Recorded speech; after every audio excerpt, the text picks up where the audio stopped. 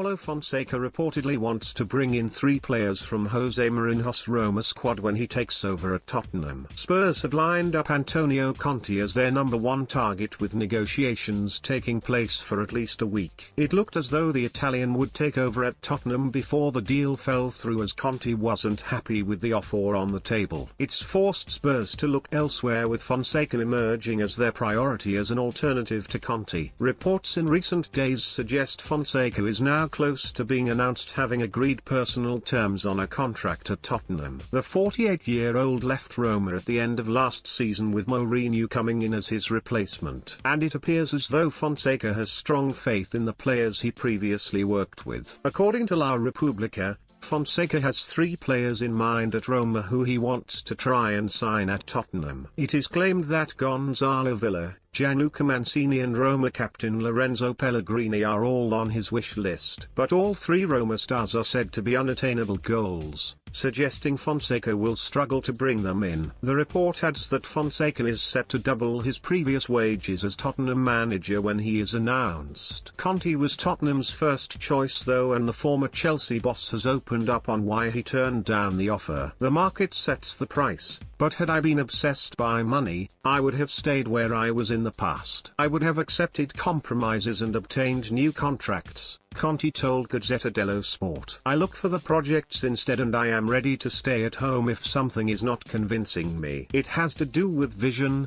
honesty and principles. Generally, I like challenges and I've accepted many of them during my career. Even the top clubs I coached were never the favorites when I arrived. Generally, I like challenges and I've accepted many of them during my career. However, if there is something that doesn't convince me, I prefer not to accept, regardless of the money.